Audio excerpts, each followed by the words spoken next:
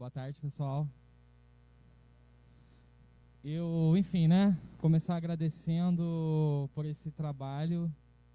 É muito... Começar aqui fazendo um exercício juntos aqui, né, como isso é possível, né. Nós estamos ocupando um espaço, né, que é um espaço histórico em Itapetininga, né, então a gente entra ali, tem umas artes, né, produtos artísticos, né, produtos produzidos, né, por artistas da região e também que não são da região, mas que causam um certo impacto. Não sei com vocês, mas para mim causa um impacto, né? Entrar é um espaço diferente, né? Acho que, enfim, então tem muita coisa acontecendo aqui agora, né?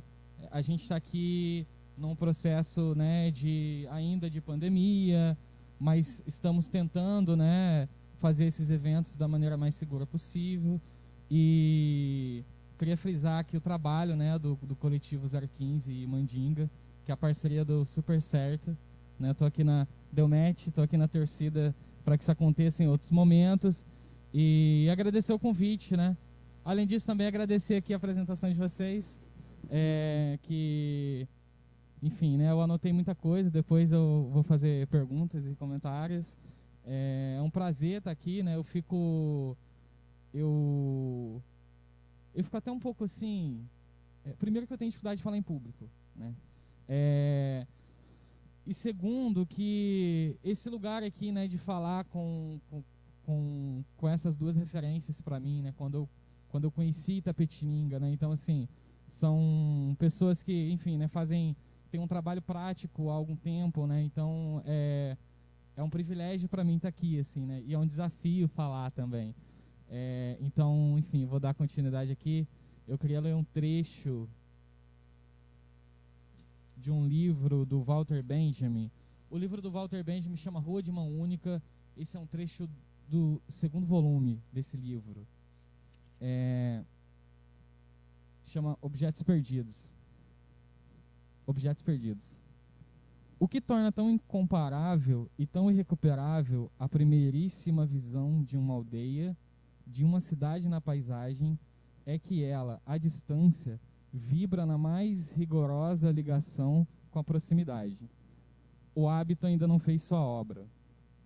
Uma vez que começamos a nos orientar, a paisagem de um só golpe desapareceu, como a fachada de uma casa quando entramos. Ainda não adquiriu uma preponderância através da investigação constante, transformada em hábito. Uma vez que começamos a nos orientar no local, aquela imagem primeira não pode nunca reestabelecer-se. Eu li esse trecho um pouco para a gente fazer um exercício aqui, que é quando a gente fala Itapetininga, né? Não precisa responder, mas é para pensar. Quando fala Itapetininga, qual é a imagem que vem na cabeça de vocês? Na minha vem uma imagem mesmo, né? A gente pensa com imagens, né? Pegando um pouco essa linha aqui do Walter Benjamin, né? A gente pensa com imagens e com palavras, né? Então, quando fala Itapetininga, que imagem é essa que habita? É uma bandeira? É um lugar? São pessoas? Eu tô trazendo um pouco esse exercício, porque eu acho que é um pouco o que a gente está fazendo aqui, né, juntos, né? Um pouco nesse sentido, né? Para a gente compartilhar essas imagens que a gente tem de mundo, né? E de um lugar específico que a gente tem chamado de Itapetininga. Tem um autor, na verdade eu falo de um livro chamado Comunidades Imaginadas, né, de um autor chamado Benedict Anderson, que ele diz o seguinte: toda comunidade é uma comunidade imaginada, né? O que significa isso? Significa que a gente estava ali conversando, né, eu e o Herman, e aí ele falou de Iporanga, né, do Petar, a gente falou de Cananéia. Esses lugares, nós temos certas produções imagéticas desses lugares, né? Pelo menos os lugares que a gente sabe que existe. Então, esse lugar, o Rio de Janeiro, né? Então, tem uma imagem que aparece na nossa mente, né? Essa discussão, né, que o Benedict Anderson traz, eu estou trazendo isso para a gente pensar um pouco, né, um exercício feito por um sociólogo chamado Charles Wright Mills, né? Tem um texto chamado A Imaginação Sociológica, né, que consiste basicamente, né, em a gente tentar tecer as relações que constroem um determinado objeto. Aí o objeto é uma pergunta, né? Não é necessariamente uma cadeira, enfim. Mas o que é industrialização, o que é desenvolvimento, como se constitui certas relações sociais, de gênero, de classe, de raça, enfim. E aí eu estou trazendo isso um pouco para compartilhar também com vocês, né? E para a gente debater um pouco essa ideia de desenvolvimento em Itapetininga, né? Porque eu acho que é um pouco do que a gente está falando, né?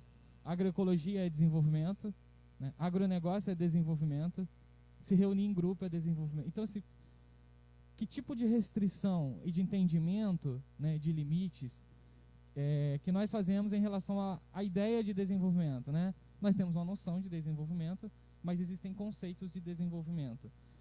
E essa noção em geral é o que a gente vê, né, o que nós vemos, quem faz pesquisas assim com políticos, né, e entrevista políticos, né, percebe um pouco esse movimento de uma cadeia de desenvolvimento que está no campo da noção, né, e não necessariamente no campo do conceito, né? Eu tenho uma noção de que certo projeto de desenvolvimento funciona para determinado local, né? E o que isso significa, né? Enfim, para a gente pensar um pouco aqui. Depois eu posso compartilhar com vocês, né, esses autores, né, que eu citei, mas tem um autor chamado Mark Granovetter, né, que ele tem um texto de 85, que ele vai discutir o enraizamento das relações sociais na economia, né? O que implica isso, né? Enfim, né, vindo de uma tradição de autores, sobretudo, né, um autor conhecido chamado Karl Polanyi, que ele vai dizer o seguinte, o Granovetter, né? As relações econômicas, elas estão implicadas em relações sociais, né? Relações econômicas só são possíveis porque, né, é um tipo de relação social. E isso é interessante, porque ele vai trazer exatamente essa discussão, e aí eu acho que é um pouco, né, o que a gente viu agora, nas duas apresentações, que é o problema da imersão, né? Existe uma imersão no sentido de que existem relações sociais que constituem outros tipos de relações, e elas então, né, são as relações. O problema da imersão seria exatamente esse, né? Essas relações que constituem projetos institucionais, projetos econômicos, né, projetos de desenvolvimento, né?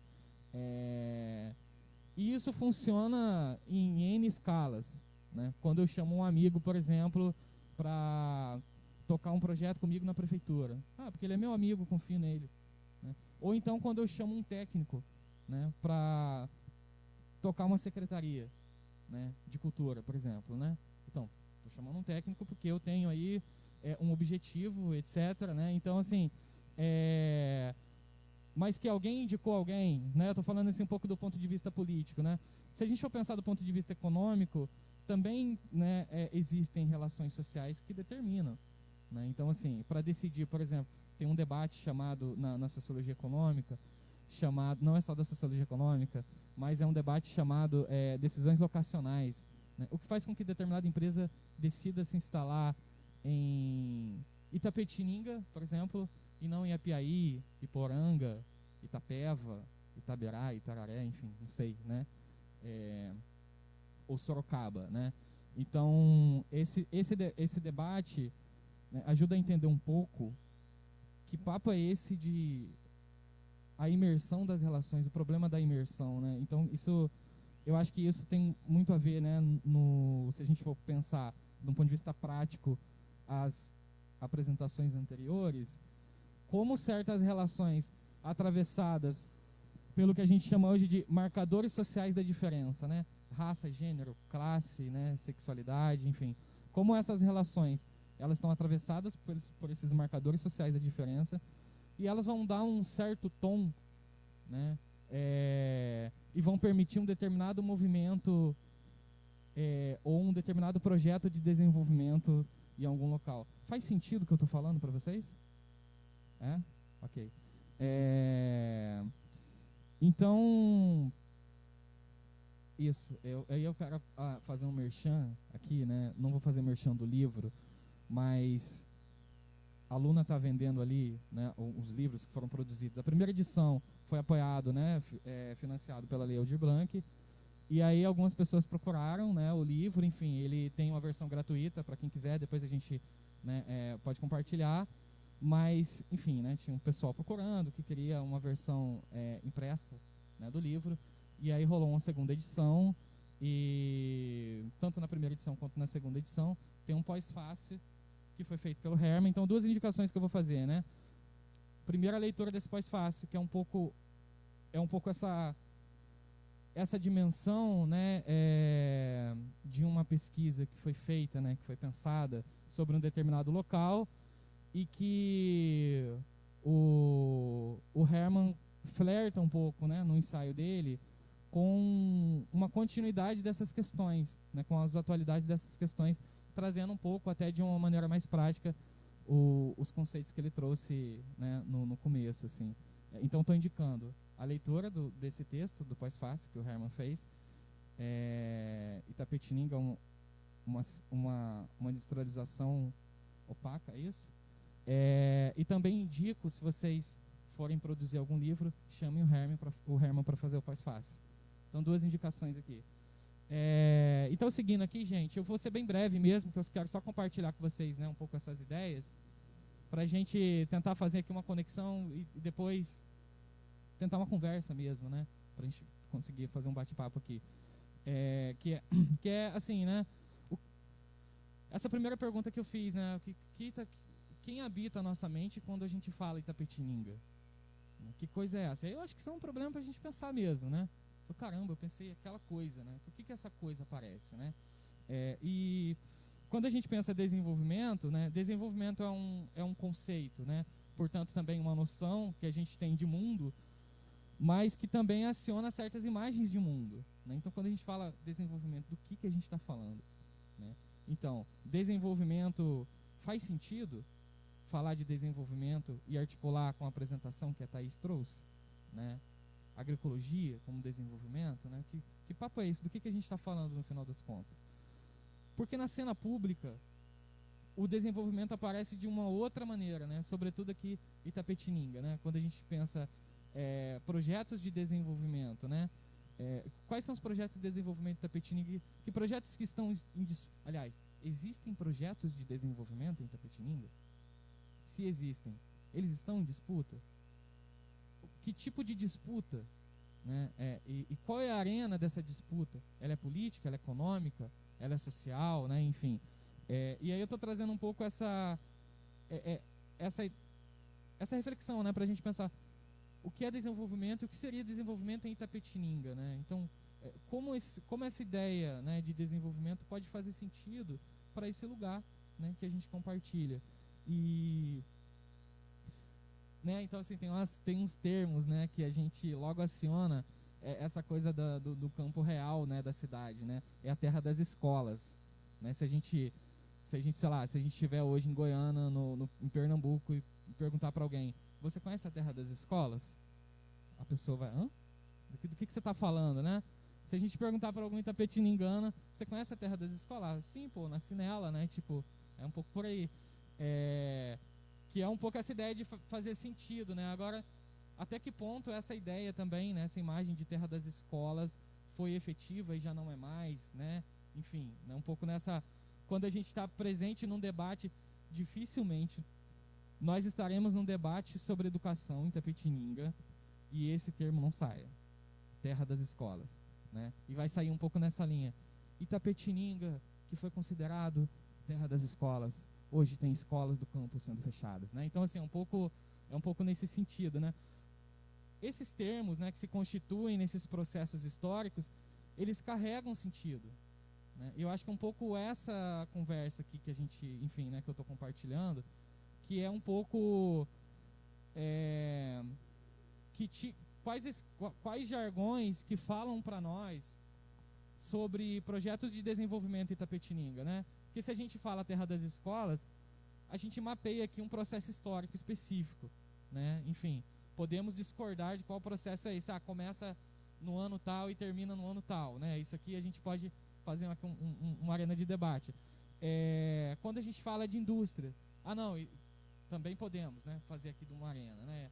Começa no ano tal, começa na gestão tal, começa com a empresa tal e depois, né, Itapetininga vive uma expansão. O agronegócio, não, então, aí a rota dos tropeiros, né, o latifúndio, etc, etc. E aí, assim, né, frisando um pouco essa coisa, né, que acho que a Thaís trouxe um pouco, né, esse paralelo, né, o atrasado e o moderno, né. Então, nesse livro que eu falei para vocês, né, que não ia fazer merchan, mas que fiz o merchan do Pós-Fácil, eu não estou fazendo merchan do livro, mas no livro tem um pouco essa discussão, né, em relação a essa ideia de atraso e moderno, né. Então, é engraçado, porque como Sorocaba aparece nesse debate, nesse imaginário, né? Sobretudo quando a gente vai falar de projetos de desenvolvimento, né?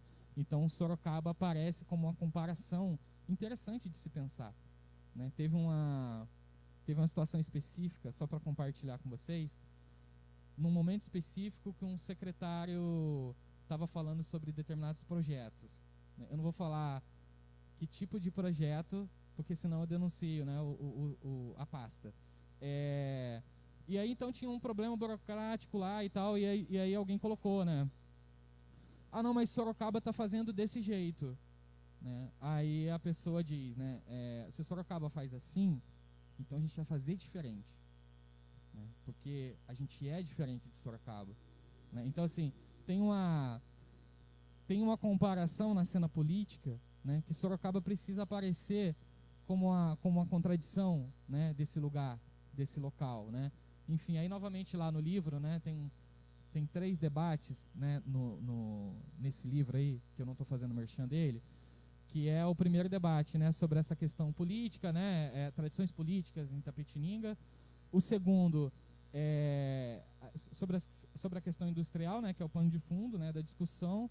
E um terceiro sobre essas projeções, né, de como esse projeto, essa ideia de projeto de desenvolvimento, ela vai se cristalizando, né, na pauta política municipal a um nível de que você hoje não pode se candidatar a prefeito de Itapetininga sem falar a palavra indústria. Você não pode se candidatar a prefeito de Itapetininga hoje sem falar que você, abre aspas, vai trazer empresas e indústrias para o município, fecha aspas. Então é um pouco isso, né? O que isso quer dizer? Eu tô encerrando já, gente. Que é o seguinte: tem esse ponto, né, do debate, que é a industrialização beneficia quem mesmo? A industrialização, né? A industrialização é uma coisa, né? Então, eu chamo de a industrialização, um processo de industrialização, ou eu chamo de industrializações, né? Enfim, beneficia quem? Como? Onde? Em qual período? Qual é o tipo de contrato que a gente faz com esse benefício? Porque beneficia até quando? Né? Então é um pouco, eu acho que essas questões, enfim, eu acho que essas questões, elas precisam estar um pouco na nossa mente, no sentido de que a gente precisa, quando a gente fala Itapetininga, né, essa imagem que apareceu aí, ela é uma imagem que a gente precisa colocar ela à prova, né? Tem um autor chamado Theodor Adorno, que ele diz o seguinte, a crítica, na verdade ele e o Hockenheim, que eles escrevem o livro juntos, ele diz assim: a crítica é quando a gente coloca o objeto em contraposição ao seu próprio conceito. Isso é crítica, né? Então, pensamento crítico tem a ver com o fato de que nós colocamos um objeto em contraposição ao seu conceito, né? Então, ou seja, livro, né? É um objeto. Qual o conceito de livro? A ideia de livro, né? Então, tanto é que, enfim, no senso comum, no dia a dia, a gente diz, não, isso não é um livro, cara, né? Isso é outra coisa, né? Então, assim, quando a gente não concorda. Mas isso tem muito a ver com essa coisa, né, dessa imagem que eu sugeri para a gente pensar, né? Nas nossas imagens de Itapetininga, aí em outro momento a gente pode compartilhar, né, o que a gente pensou. Mas assim, nessas imagens de Itapetininga, tem pessoa, né? A pessoa tem cor, né? Ela tem gênero, mora onde? Ou é um lugar? Que lugar é esse? Né? Tem posto de saúde? Né? Passa ônibus? Então, um pouco que eu estou querendo sugerir, né, é porque a gente precisa testar um pouco esses objetos que aparecem de fato, né? Porque eles precisam, ou não precisam, mas assim, né, seguindo um pouco a sugestão do Walter Benjamin, esses objetos em algum momento eles vão ser uma imagem perdida, né? E isso é muito interessante quando a gente entra num assunto novo, né? Eu não conheço um assunto, sei lá, vou dar um exemplo, moto, né? Eu penso moto. Como que eu penso moto? Pessoas pilotando moto, né? Na rodovia, usando capacete e tudo mais. Então, é um tema novo para mim. Vou ler sobre moto. Eu começo a ler sobre moto e eu começo a perceber que existe um mercado da moto e que além do mercado da moto, existe uma política da moto, um design da moto. Existem fábricas, né, indústrias e marcas de moto, né? Então, assim, aquela primeira imagem da moto sumiu. Faz sentido para vocês? Porque eu fui testando esse objeto, né, na medida em que eu fui buscando. Então, acho que o desafio que a gente tem, nós temos, né, é testar esse objeto Itapetininga nessa dimensão crítica que o Adorno sugeriu, né, que é contrapor o objeto com o seu próprio conceito. Desenvolvimento de Itapetininga, mas faz sentido falar de desenvolvimento na Vila X ou na Vila Y, né? Chega a indústria tal, né? E aí vamos trazer desenvolvimento que a gente traz uma rodovia nova, né? Então, aliás, reforma uma rodovia, né? Duplica, reajeita projetos urbanos, né? Produz projetos urbanos, né? Enfim, e aí só para encerrar de fato, eu entrevistei tem um tempo. Também vou falar que tem um tempo, porque senão eu vou, enfim, né, a pessoa pode, né, depois ficar chateada, né, e faz sentido ficar chateada. Eu entrevistei um ex-político de Itapetininga, que é um ex-prefeito, e aí ele falava muito sobre essa coisa. Primeiro, entrevistar pessoas que assumiram pastas funciona assim, né, estava horrível, aí eu cheguei, trabalhei com o que eu tinha, porque estava muito ruim antes de mim, e eu deixei da melhor condição possível, e aí o próximo que chegou acabou com tudo, né? Então tem um pouco esse movimento, né, que aparece, né, não em geral, mas às vezes. E aí tinha essa coisa, eu vou chamar de a fantasia pela industrialização, que é uma fantasia, né, no sentido lacaniano do termo mesmo, né? O que é a fantasia? A gente fantasia, né, ou seja, tem um plano psíquico da realidade concreta, né? É uma fantasia. E a fantasia é: eu preciso voltar, ou, né, eu preciso participar disso, porque Itapetininga, abre aspas, precisa de mais indústrias, fecha aspas. Então, assim, né, a ideia de projeto de desenvolvimento na cena política local, na nossa cena política local, em Itapetininga, ela está sendo pautada por uma ideia que não deixa de ser um objeto perdido, né, porque ela não é refletida, né? Então, o que é indústria para a gente, né? Que tipo, e aí tem todo o debate da vocação, né? Enfim, de vocações, essa ideia de vocação, uma região que tem uma vocação para tal coisa, vamos investir naquela região, nessa tal coisa. Aí então, a cidade ou a região, ela muda de vocação, né? Então, vamos investir nesse tipo de coisa para essa cidade, né? Para essa vocação. E aí eu acho que a gente precisa se apropriar nessa discussão de desenvolvimento. Eu acho que é o que a gente está fazendo aqui, né? Aliás, eu acho não, é o que a gente está fazendo aqui. A gente está fazendo aqui uma espécie, dialogando um pouco com aquele texto que o Marx escreveu, Tese sobre Feuerbach. O Marx leu o Feuerbach. O Marx era assim, né? Ele lia um texto, aí ele ficava fissurado, né? Falei, caramba, que legal, olha esse movimento teórico. Aí dava uma semana, ele escrevia um texto criticando, né, o autor. Então, ele leu o Feuerbach, né, e ficou encantado, né? De fato, o Feuerbach está certo, né? Ele trata-se de trazer para o plano terreno as discussões supraterrenas, né? Então Marx vai fazer um pouco essa discussão e depois ele vai rachar com o Feuerbach, né, entre aspas, e aí ele vai escrever um texto chamado Tese sobre Feuerbach, tem um trecho que é famosíssimo, que eu acho que é um pouco o que a gente está fazendo aqui, né?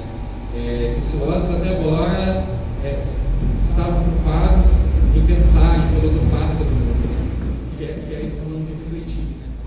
O mundo refletivo, né? Só que trata-se também de transformá-lo. Eu acho que um pouco que a gente está fazendo aqui, e eu, enfim, agradeço. Eu espero que a minha dificuldade em falar em público tenha afetado as necessidades, mas eu estou muito feliz de estar aqui, eu estou bem emocionado, inclusive, porque, enfim, né, gente? Acho que é isso. Muito tempo a gente trabalhando aqui hoje, né? Enfim, acho que tem muita gente que se esforçou por aqui, e eu acho que isso demonstra um pouco que parece que a gente está no caminho certo, né? Construindo coletivamente. Então, a mensagem fato, e é engraçado que essa cena política, né, que tem construído aqui na região, que a gente tem visto bastante, é um pouco essa cena que se chama de coletivos. Então, o que isso significa? Essa ideia de coletivo. Como a gente atravessa, por exemplo, nós trazemos aqui, ou a gente compartilha entre nós, debates que são, né, de um ponto de vista do senso comum, eles têm um lugar. Né? A gente debate o desenvolvimento da universidade, né? Não na rua, né? Não no centro cultural, né? E a gente vai discordar disso. Né? Por que a gente debate desenvolvimento? Porque a gente precisa entender. Então isso precisa sair daqui junto com a gente, né? Então a gente precisa compartilhar. Enfim, e é isso, gente. Eu agradeço a oportunidade aí. E agora a gente conversa um pouco, né? Faz um debate, é isso? Valeu.